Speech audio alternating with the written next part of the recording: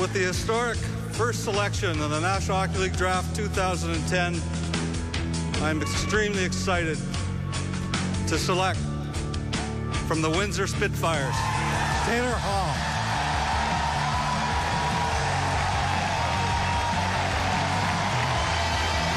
From the Red Deer Rebels, Ryan Nugent-Hopkins. Ryan Nugent-Hopkins is the first overall pick in the 2011 National Hockey League entry draft.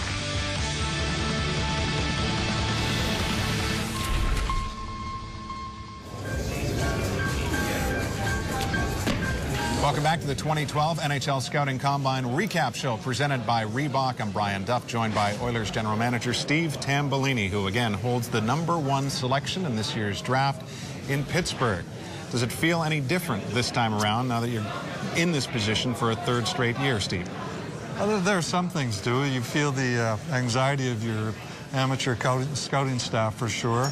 But every draft is a little bit different. I guess, you know, there's different personalities. There's sometimes you have, you know, a profile bunch of forwards. Sometimes you have a bunch of defensemen. And this year's a little bit of a mix, so it's interesting draft. So where does the greatest need lie for your organization now that you have changed the face of your organization over each of the last 2 seasons, really?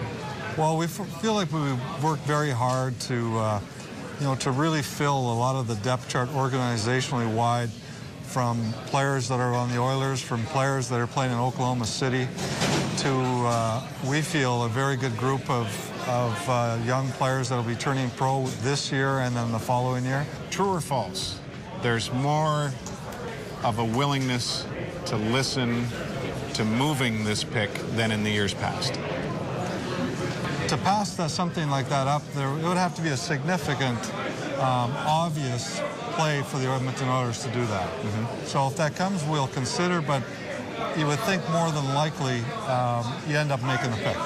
Is there a different type of pressure on the organization this time around, and whether that comes internally or externally from the city that is still longing for a return, you know, to the postseason?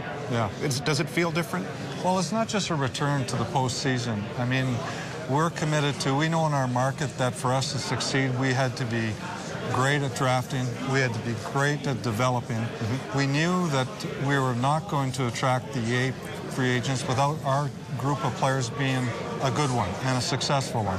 So we know that we have to stay the course in order to have that problem one day, where we, you know, we're fighting and trying to decide which of the free agents maybe that's out there that will put us over the top. So we have to stay the course and show the courage that that we've articulated to our fans that this is the right way to do it.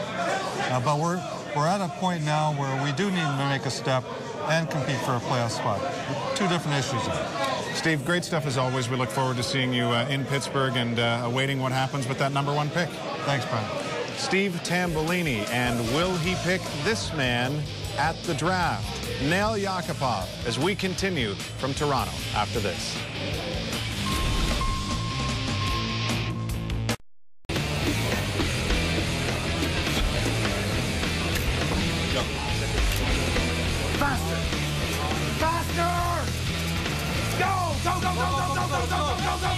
Keep it up. Drive. Got it. Push and pull. You gotta go. Let's go. Go.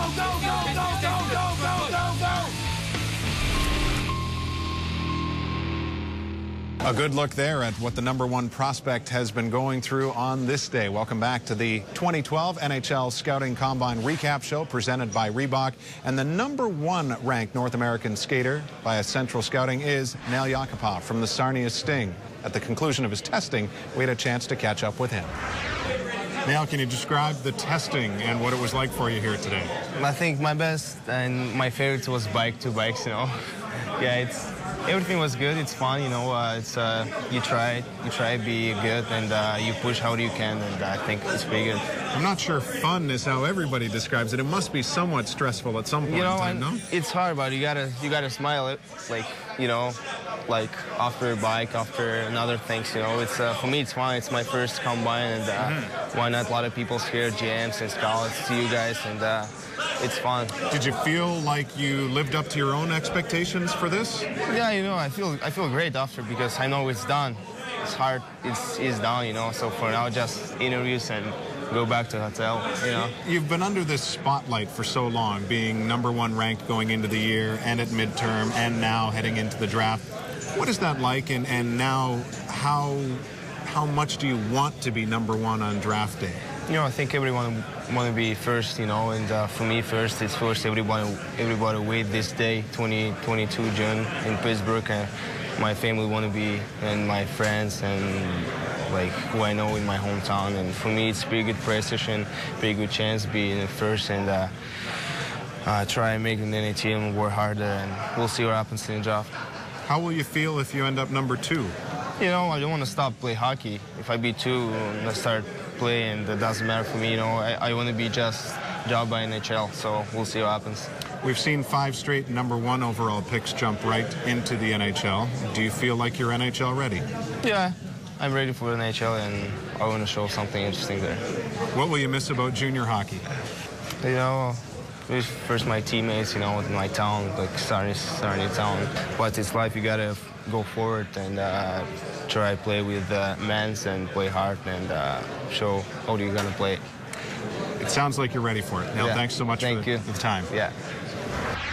He's a fast talker, Craig Button, but I'm not sure his lips can keep up with his feet, an area that you're still mildly obsessed with here after the fitness testing and now Yakupov. Yeah, well, you know, you watch him here on the agility, the quick feet drill. He's so fluid in there and so fast. But having watched him play so many times, I mean, I don't know if I've seen a player that's so good in tight, coming out of tight circles, not losing any speed, maintaining his quickness. I mean, he's an explosive player and a dynamic player. So it shouldn't surprise anybody when you watch him move his feet that quick. And based on what you've told me over the years with results that we glean from here, nothing really changes in the ranking of Yakupov after a day like this, right? He's pretty average when it comes to a lot of the results, but there's nothing average about his on-ice play, so we shouldn't expect any sort of movement in his status. There's not going to be any movement in his status, and there shouldn't be. He's an elite player. And I think what the Combine serves so well is, again, I use the term benchmarking. And, like, you get to see where Nail Yakupov is. If he's this good of a skater, what happens with some strength? How much better does he get? And that's what the teams now can look at it. I think if there'd be any concern, if you're going, wow, he may be at his maximum here. They know there's room for improvement. He's ready to work to improve. And that means it's going to be really scary for NHL defensemen when he gets to the league. No doubt about that. Does anyone really drop in value at a testing like this? Only if you completely fall flat on your face, you show up 40 pounds overweight. I mean, no way. I mean, I saw Alexander Volchkov, the 4th overall draft pick in the 1996 draft. He quit. He just quit on these tests. He still went 4th overall. So when you watch a guy quit and it doesn't hurt his status, I don't think there's anything else that I could see other than a complete collapse of a player or 40 pounds overweight that would change that. Indeed, and there's certainly no quit in our NHL.com crew for extensive coverage from this Combine and everything surrounding the draft in Pittsburgh. Please log on to NHL.com, and we will see you on Friday as we ramp up our coverage from the draft in Pittsburgh. We'll see you then.